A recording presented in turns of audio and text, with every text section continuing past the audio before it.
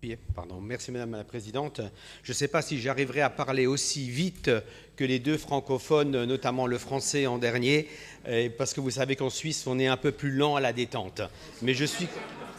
Mais oui, oui, oui, tout à fait. Mais j'ai amputé pendant qu'il parlait mes notes pour y arriver. Donc, Monsieur le secrétaire perpétuel, Excellences, Mesdames et Messieurs les présidents, doyens, collègues des universités, honorables membres de cette Assemblée, je voudrais dire quand même que c'est un honneur pour moi de m'adresser à vous devant cette auguste Assemblée avec émotion et gratitude, parce que je crois que je voulais vous faire partager le regard que je porte sur le Sahara aujourd'hui et son évolution, et c'est ce que je vais tenter de faire. C'est ce que j'ai fait dans l'ouvrage que j'ai pu faire, mais l'émotion aujourd'hui a été dite, elle est grande parce qu'on est à peine 4 jours après ce vote historique aux Nations Unies, et peut-être juste dire qu'en complément de tout ce qu'on a entendu déjà ce matin, oui, la réunion du 31 octobre restera gravée dans l'histoire, car elle confirme la pertinence et la crédibilité de l'initiative marocaine d'autonomie pour le Sahara. Et les autres éléments ont été développés, donc je n'y reviens pas. Mais je pense que le Conseil de sécurité a vraiment, et les États, en s'exprimant ainsi, a vraiment voulu donner l'occasion d'exprimer sa volonté à définir les principes et les fondements susceptibles de conduire des discussions sans préalable. Et le sans préalable, je crois, pèse parmi d'autres éléments qui ont été partagés tout à l'heure. Donc je ne développe pas plus que ça. Et pour entamer mon propos, j'aimerais vous préciser que l'ouvrage dont je parle, qui est sorti récemment, Le Sahara marocain, terre de lumière et d'avenir, est un ouvrage que j'ai pu réaliser en essayant de mettre en lumière quelques aspects majeurs, pas tous, que mes yeux ont vus, que mes oreilles ont entendu, et que l'analyse qui en ressort a permis, certainement moins que vous, qui, avec votre culture intrinsèque, connaissez du Maroc et des provinces du Sud, mais à ma façon helvétique, francophonisée et régionalisée dans l'hexagone français.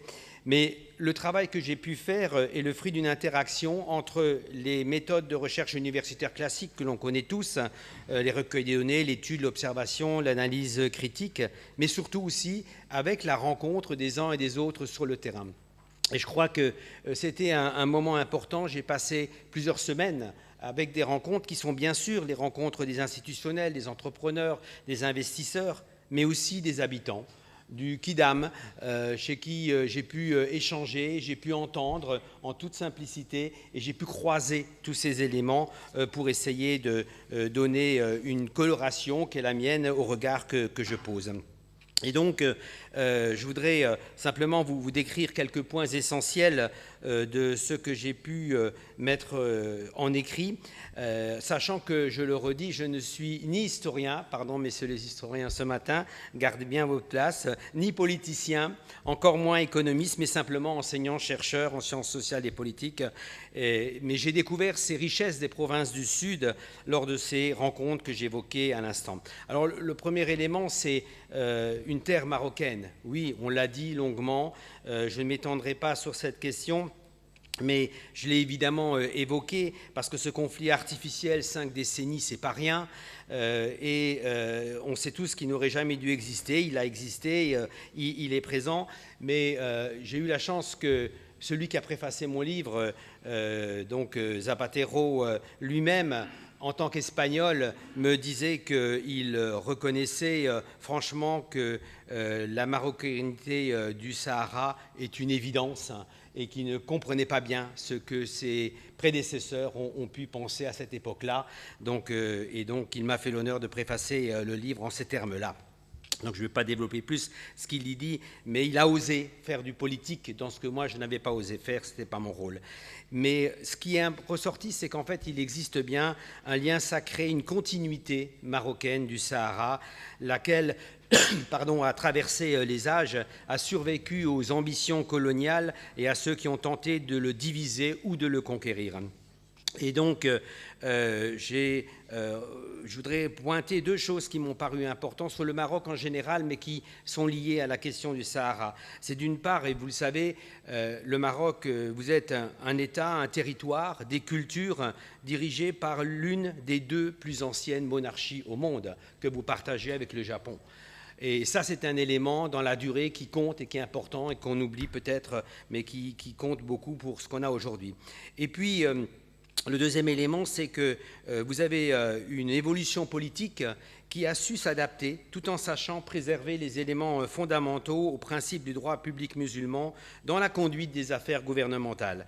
Et en cela, la souveraineté du Maroc est bien ancrée, et ça a été dit par mes collègues juste avant, dans la Beya, que j'appelle moi une pépite. Vous avez une véritable pépite à travers cela, que beaucoup dans d'autres pays ne comprennent pas, parce que ce n'est pas compréhensible. Et le simple mot d'allégeance a une traduction pour eux qui ne reflète pas ce que vous vivez à l'intérieur. Et ça, c'est important de le souligner, parce que c'est bien plus fort que les frontières géographiques rigides que nous avons dans les États-nations que nous connaissons. Je ne remets pas en cause les États-nations, mais je dis que c'est une approche bien différente et qui compte beaucoup.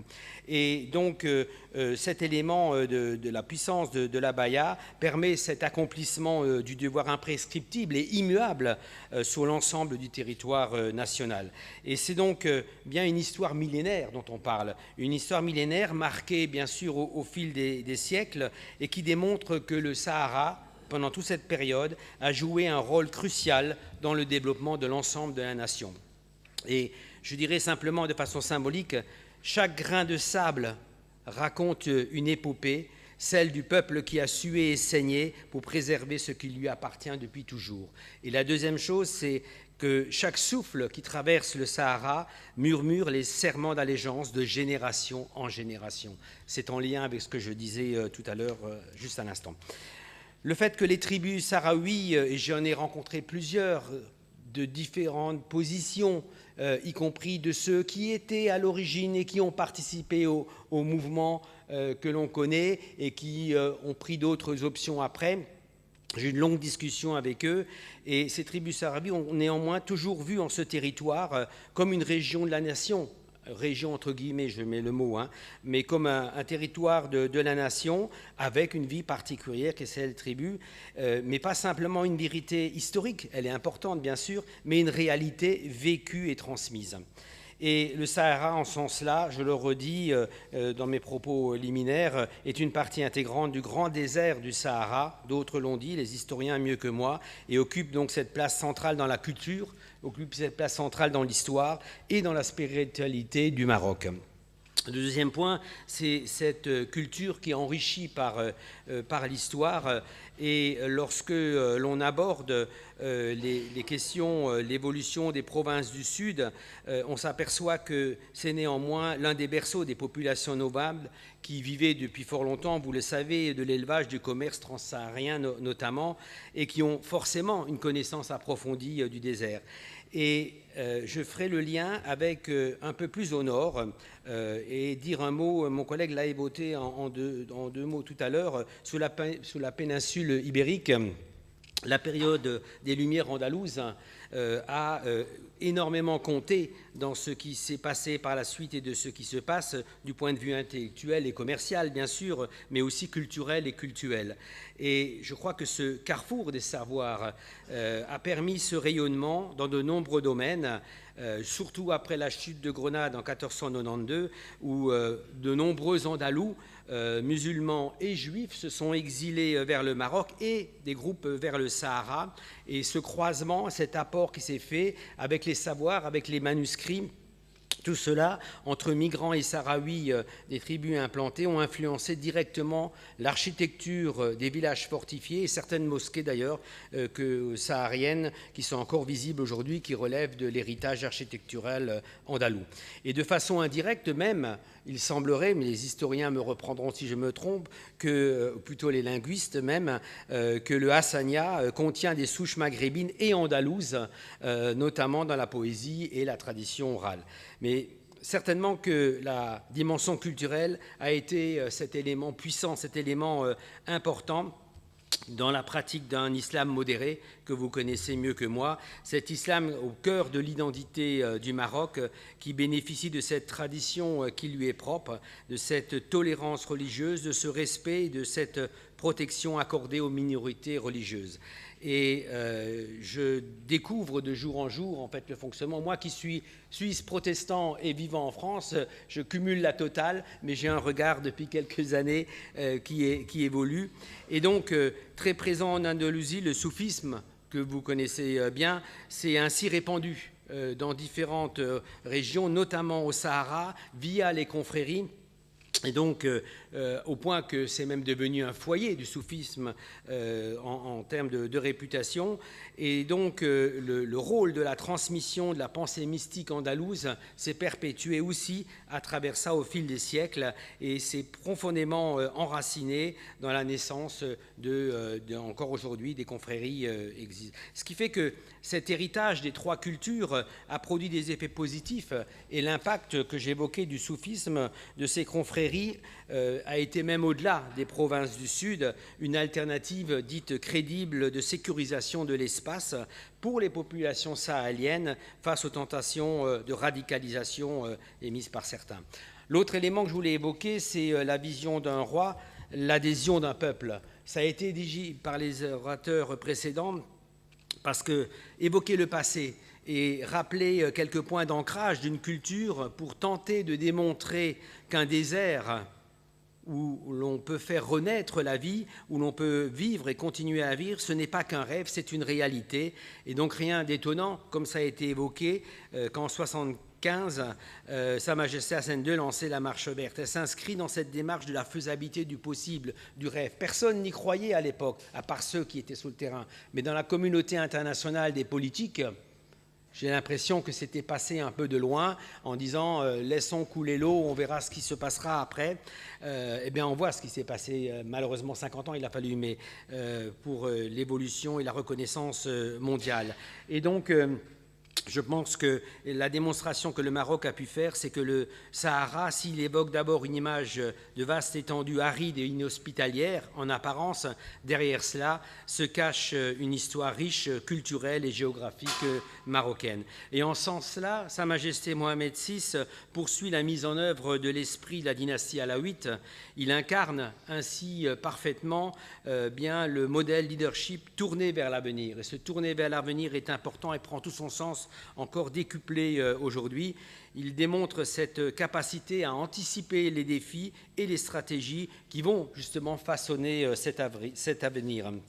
Alors, l'initiative royale pour l'Afrique atlantique, élément ô combien important, s'inscrit idéalement dans la mouvance des mutations géostratégique, j'aurais pu prononcer mes mots, du monde contemporain. Je ne sais pas où j'en suis, madame. Il me reste 2 minutes, d'accord. Alors, j'ai barré, mais je passe toute la partie des énergies fort intéressantes, je ne fais que les évoquer, mais c'est vrai que dans les provinces du Sud, avec l'eau, le soleil et le vent, vous avez 3 éléments fondamentaux qui permettent tous les développements qu'on connaît, que je ne peux pas faire maintenant, mais vous connaissez. À cela s'ajoute l'hydrogène vert qui vient s'y ajouter, et bien sûr, comme ça a été dit déjà, à ça s'ajoute l'importance du phosphate, ou de la phosphate, je crois qu'on le dit au féminin, qui se développe. Je fais un bond, évidemment, l'association avec les pays africains et le fait d'ouvrir sur le terrain tel que j'ai pu le voir et le constater jusqu'à maintenant est un élément important de ce carrefour stratégique que l'on évoque dans un esprit de gagnant-gagnant,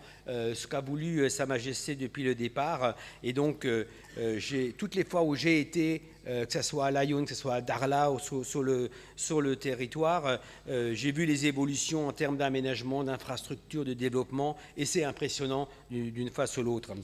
J'ajoute encore que ce qui s'est fait, la manière par laquelle ça s'est fait politiquement également, c'est ce laboratoire de la nouvelle gouvernance qui, justement, a été un lieu de développement qui peut être reproduit, qui peut être développé. Et donc, je terminerai là pour rester dans les temps. En guise de conclusion, je me permettrai d'évoquer une conviction exprimée par les habitants de Tarfaya. Les habitants de Tarfaya, lorsqu'ils affirment, je les cite, « Le petit prince, héros d'Antoine de Saint-Exupéry, est né ici », disent-ils. Je ne fais que les reproduire. Et ce serait, paraît-il, selon eux, les décors naturels de leur ville, plantés à la lisière du désert du Sahara, qui auraient inspiré le navigateur de l'Aéropostale. Je cite, « J'ai vécu 3 années dans le Sahara. J'ai rêvé, moi aussi, après tant d'autres, sur la magie. Quiconque a connu la vie saharienne, où tout en apparence n'est que solitude et dénouement, pleure aujourd'hui cependant ces années-là comme les plus belles qu'il n'ait jamais vécues. » Antoine de Saint-Exupéry. Merci. Merci.